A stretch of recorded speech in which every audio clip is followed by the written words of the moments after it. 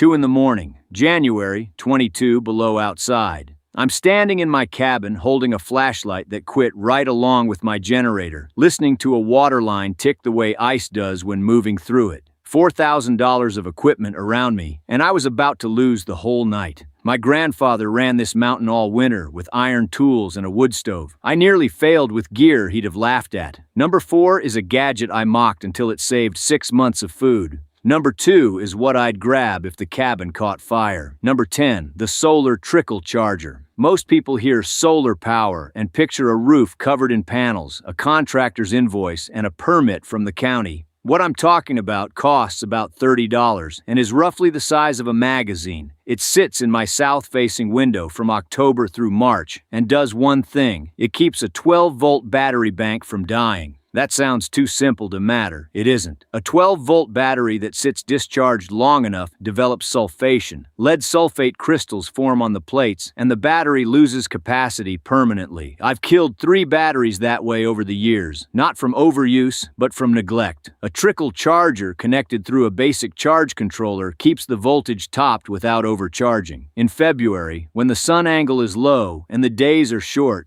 that little panel catches enough light to keep my radio running, my headlamp batteries charged, and a small LED strip lit over the workbench. I bought it as a joke backup. It outlasted 2 generators. The thing people miss about power off-grid isn't the big loads. It's the background drain, radios, clocks, a small fan in summer, the charge and a flashlight. Those small things quietly empty a battery bank over weeks, and you don't notice until the night you need it. A trickle charger plugged into that bank is like a slow drip into a bucket. You're also slowly draining. It won't power your refrigerator. It will keep your lights and your radio alive through the dark months at almost no cost. Power for the essentials is one thing, but I'd spent months putting up food and protecting. That was a different problem entirely. Number 9, the propane catalytic heater. Look at the thumbnail for this video. That squat black unit with the orange glow. That's a Mr. Heater portable catalytic heater, and I want to be direct about why it belongs on this list before I explain the mechanism. I have a wood stove. I'm not suggesting you replace it. What I'm saying is that there are moments on a homestead when your primary heat source is unavailable. You're working in the barn, you're in the workshop at midnight finishing something that can't wait. You had a flue blockage, and the stove is cold while you clear it. In those moments, a propane catalytic heater running at 4,000 BTUs in a ventilated space is the difference between keeping your hands functional and standing there too stiff-fingered to grip anything. The catalytic element burns propane without an open flame. Lower oxygen consumption than a traditional burner. No electricity required, no moving parts. Runs on the standard 1-pound canisters or through a hose adapter off a larger tank. In a workshop or a barn, it warms a small space in minutes and runs for hours on a single canister. The limitation I want you to hear clearly: these are not sealed room heaters. You need ventilation, a cracked window, a door to the outside, some air circulation. Carbon monoxide is real, and it is silent. I run mine with a CO detector mounted nearby, and I crack a window even when it's bitter outside. That's not optional. But when the wood stove is out and the cabin temperature drops below 40, this unit has saved many mornings of work. Not a replacement for your primary heat. Insurance for the gaps your primary can't cover. The kind of gap that shows up at 2 in the morning without an appointment, which led me to thinking harder about all the other gaps. Number 8, the hand pump ceramic water filter. People assume that off-grid water means you either have a well or you're hauling jugs. I have a well. The pump burned out on an August afternoon, and the repair parts took 4 days to arrive. 4 days without running water in summer, with animals, a garden, and a household to keep going. I had a hand pump ceramic filter in the barn. The hollow fiber element removes bacteria, protozoa, and sediment from surface water. No electricity, no chemicals, no waiting for a treatment cycle to finish. I walked 50 yards to the creek, pumped slowly, and had clean drinking water in less than 10 minutes. The family didn't miss a day. The thing I want to be clear about: it does not remove heavy metals, agricultural runoff, or dissolved chemicals. You need to know your water source before you trust any filter. My creek runs off a ridge with no agriculture above it, and no industrial history I'm aware of. That matters. If you're pulling from drainage below a farm or an old mine, a ceramic filter is not sufficient. But for biological contamination from a clean surface source, it is one of the most reliable low-technology solutions available. A hand pump, no batteries, no membrane requiring pressure, no service contract. I've had mine for 11 years and replaced the ceramic element twice. Now I want to pause here because something runs through those first 3 items that matters for everything that follows. Those gadgets, the trickle charger, the propane heater, the water filter, each one removed a single point of failure from a chain, not a dramatic rescue, just a quiet elimination of the weak link that would have broken the whole system. Every cabin crisis I've watched over the years traces back to one failed link, not a total collapse. The generator ran dry, the pump burned out, the one battery sulfated, one thing, and nobody had a backup for that one thing. The next 3 gadgets work differently. They're not for emergencies, they're for the slow losses, the kind that bleed a homestead dry over months when nobody's paying close enough attention. Number 7, the headlamp with red light mode. A headlamp is not a revelation. Everybody has one. Most of them have a red light mode that nobody uses, and that is exactly the feature that changed how I work after dark. Red light preserves your night vision. When you walk from a lit room into a dark barn, your eyes need 15 to 30 minutes to fully adjust. White light from a standard headlamp collapses that adjustment every time you switch it on. You end up stumbling through the barn, disturbing the animals, and spending the first several minutes of every task half blind, even with a light on your head. Red light gives you enough illumination to see and work without destroying the adaptation you've built up. It also doesn't bother sleeping animals the way white light does. My horses are calmer under a red light check at 4 in the morning than they've ever been under a white beam. The goats don't scatter, the dogs don't assume it's time to be awake and start making noise about it. Red LEDs draw a fraction of the power white LEDs do. In deep winter, running on the trickle-charged bank from number 10, that margin matters more than it sounds. I switched to red mode for all my nighttime barn checks and woodshed trips about 4 years ago. Stopped stumbling, stopped waking the animals. Batteries last longer. 3 problems solved by a button that was already on the headlamp I owned. But a headlamp is only as useful as the charge in it, which leads directly to the gadget that handled that permanently. Number 6, the thermoelectric generator.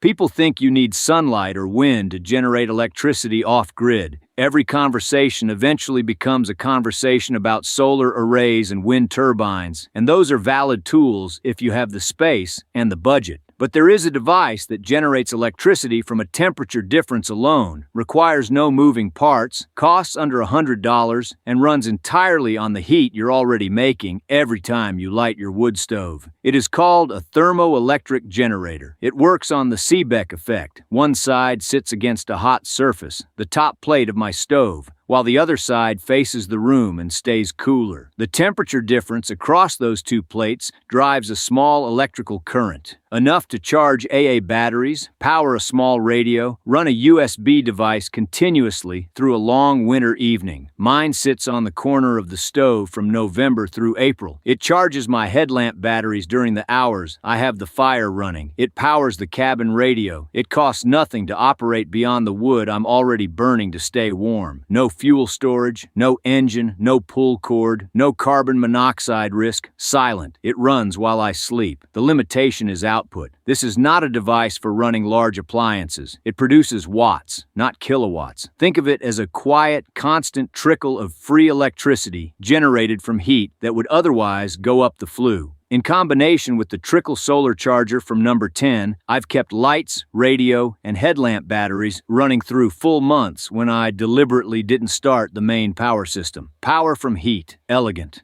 But what about the food that requires neither power nor heat to preserve? The dry stores, the grain, the supplies that get you through February when the roads ice over. Let me step back again because the pattern building across these last 3 numbers changes how the rest of this list should be read. This isn't about individual gadgets anymore. It's about cascading redundancy. The TEG charges the headlamp batteries. The headlamp runs on red mode for the barn. The trickle charger backstops the battery bank the TEG feeds into. The no AA radio runs off that same bank. When a system fails off-grid, it rarely fails completely all at once. It fails in a cascade. One thing drops, the thing depending on it weakens. And by the time you notice, several things are struggling simultaneously. The gadgets that actually survive real off-grid life are the ones built to hold each other up, not the ones that look impressive on a shelf and fail alone. Which brings me to number 4, the one I publicly laughed at. The one that quietly protected 6 months of food while I was busy being certain I was right about it. Number 5, the manual grain mill. Nobody thinks of a grain mill as a gadget. That's exactly why it earns a place on this list. When the feed store is 40 miles out and the roads are glazed solid in February, the distance between you and basic carbohydrates becomes very apparent very fast. I keep 50-pound bags of whole wheat berries, dried corn, and dried beans in sealed containers. Whole grain stores for years in the right conditions. Milled flour goes stale in weeks, which means the mill isn't a luxury. It's the tool that makes those long-term stores actually usable when you need them most. The mechanism is simple. 2 burr plates, stone or steel, turned by hand. The gap between the plates controls the grind, from coarse for corn grits down to fine for bread flour. Grain goes in the top, flour comes out the bottom. No electricity, no motor to burn out at the wrong moment. I bought mine because I wanted to make bread from scratch. The first winter I had it, I ended up grinding cracked corn for the chickens when the feed ran out 2 weeks before I could resupply. The birds ate through February. The mill earned its shelf space that month and hasn't lost it. But a mill only works if you have grain to put into it. And long-term food storage only matters if you can keep the rest of your perishables safe through an outage. Which brings up the gadget I should have been embarrassed to dismiss as long as I did. Number 4, the chest-style 12-volt refrigerator. I called it a yuppie toy the first time I saw one at a trade show. A small cooler with a digital display and a compressor. I made a comment I won't repeat and walked past it. 3 years later, I bought one, and I have not lost a pound of food to a power outage since. Here is why the engineering actually matters. A chest-style orientation means cold air does not fall out every time you open the lid. In an upright refrigerator, every time that door opens, the cold air, which is denser than warm air, drops straight out onto the floor. You lose a significant fraction of your cooling with every single access. A chest fridge holds its temperature far more efficiently because cold air settles to the bottom and stays there when the lid lifts. In daily use, a chest-style unit uses dramatically less energy to maintain the same temperature. The compressor runs on 12 volts DC, which means it connects directly to the battery bank fed by the solar trickle charger from number 10. In a well-designed system, these things feed each other. The right unit can maintain safe food temperatures for 5 to 6 days on a charged battery bank with no additional input from grid or generator. I lost an entire chest freezer full of meat to a 3-day outage years ago. That food represented months of hunting and processing. I made that mistake once. This unit held temperature through 5 days with no sun and no grid power running off the battery bank while the temperature outside sat below zero.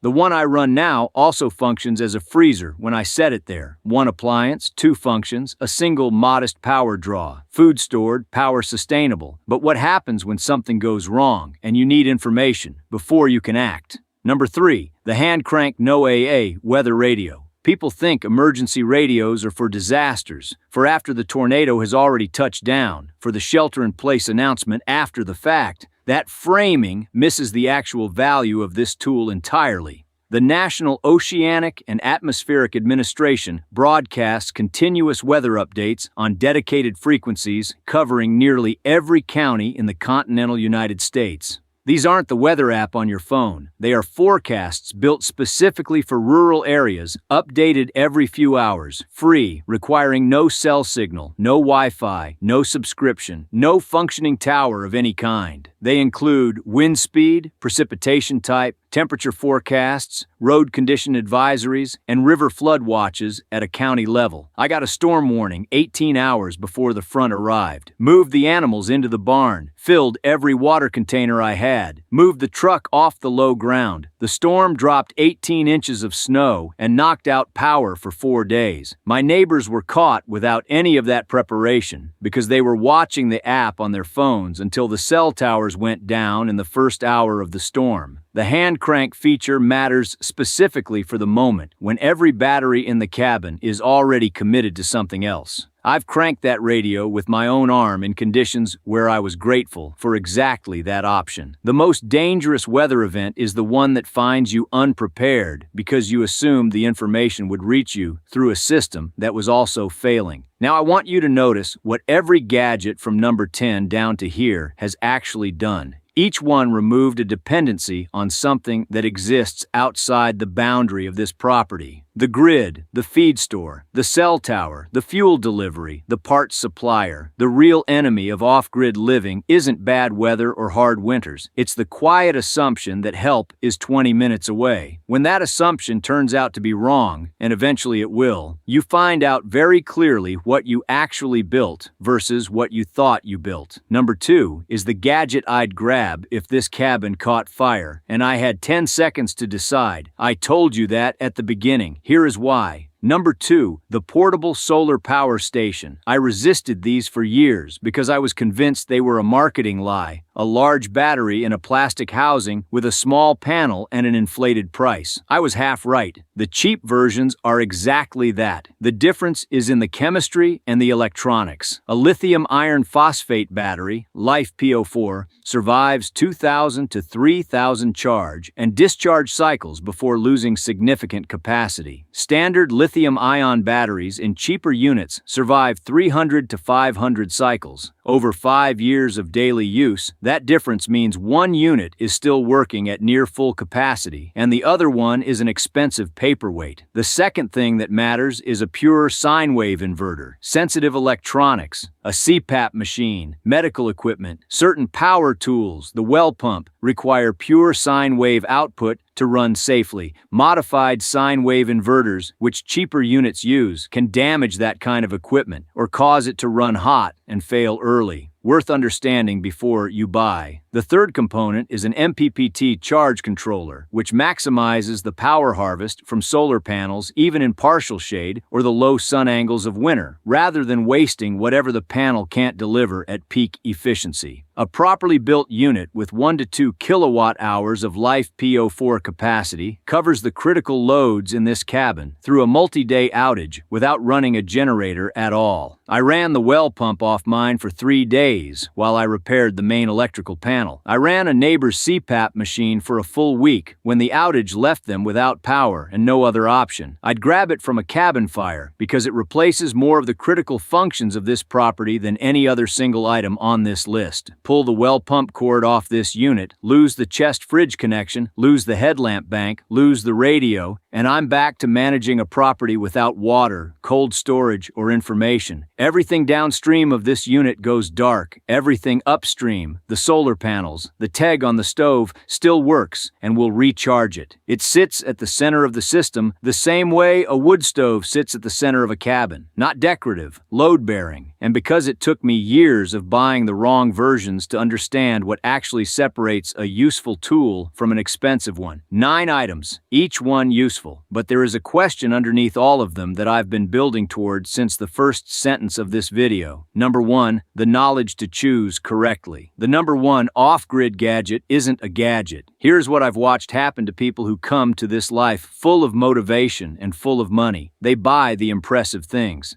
The large generator with the transfer switch, the full solar array with the inverter system, the pressure tank and UV filter and redundant well pump. They spend significant money on equipment, and then one January night something in that chain fails, something they never anticipated failing, and they discover they never actually learned the underlying skill. They purchase the appearance of self-reliance without the understanding beneath it. A tool fails not when it breaks. It fails when the person holding it has no idea what to do next. Every item on this list was chosen because it passes 4 questions I started asking after I'd spent enough money to learn what wasn't working. Does it function when the grid is out? Does it work when I'm alone with no outside help available? Does it fail gracefully? Meaning, can I still get partial use from it even if the primary primary function fails? And does it require a store, a subscription, a delivery, or a signal to keep operating? If any answer is honestly no, I reconsider whether that tool belongs on this property. I've watched people buy a $1,000 smart thermostat for a cabin that loses power twice a winter. I've watched people invest in a touchscreen inverter system they couldn't diagnose when it threw an error code at midnight in February. I've watched a man stand in front of a broken automatic chicken door at 8 below zero, staring at it like it owed him an explanation because he never learned how the latch worked manually. The equipment failed the fourth question every time. It required something outside his control to keep operating. When that outside thing disappeared, the tool became furniture. A tool earns its place by what it does on the worst day, not the best one. Look at what this list actually is when you step all the way back. The solar trickle charger in the window feeds the battery bank. The battery bank feeds the chest fridge. The chest fridge protects the food I spent months putting up. The tag on the stove charges the headlamp batteries. The headlamp on red mode runs the barn checks without disturbing the animals or killing my night vision. The no AA radio on that same bank heard the storm coming 18 hours out. The hand pump filter made the creek drinkable when the well pump failed. The grain mill made the dry stores usable. The catalytic heater covered the gap when the primary system was down. These are not 10 separate gadgets. They are one system, built piece by piece, where each item was chosen because it reinforces something else and creates no new dependency that can't be managed alone. Real self-reliance isn't about having everything. It's about having nothing that requires someone else to work. I'm not living this way to impress anyone. I don't read equipment lists to people at the hardware store. I live this way so that when the road closes in January, when the towers go dark, when the delivery truck doesn't make it up the grade, the answer to, "Are you okay up there?" is always yes, without hesitation, without scrambling. That January night I opened with, dead flashlight, ice in the line, generator out. Here's what actually saved it. The power station from number 2 was running heat tape on the water line through a timer I'd set before I went to bed. The headlamp on red mode lit the crawl space while I checked the insulation. And the no AA radio had warned me 6 hours earlier that the temperature was dropping faster than the forecast called for, which is why I'd plugged in the heat tape before dark instead of waiting until morning. My grandfather never needed any of this. He also spent 6 hours a day on tasks these tools compress into 20 minutes. I'm not sure either of us had the clearly better deal, but I know what I'd rather do with those hours. Pick one item from this list and look into whether it fits your actual situation, not based on what I said. Run it through those 4 questions yourself. Does it work without power, without help? Does it fail gracefully? Does it require a system you don't control to keep it running? If you already have most of these covered, look harder at the ones you skipped. In my experience, the tool you dismissed fastest is usually the one that eventually teaches you something. The difference between a hard winter and a dangerous one often isn't the severity of the weather. It's whether you spent last October making decisions or last October assuming you'd deal with it when the time came. Tell me in the comments, which one of these matters most where you live, or what you'd add to this list that I left off. Those answers have changed what I keep in this cabin more than once, and I read every one of them. Knowledge weighs nothing, doesn't need charging, and never gets recalled by the manufacturer. These tools are useful. The judgment behind them is what keeps you alive.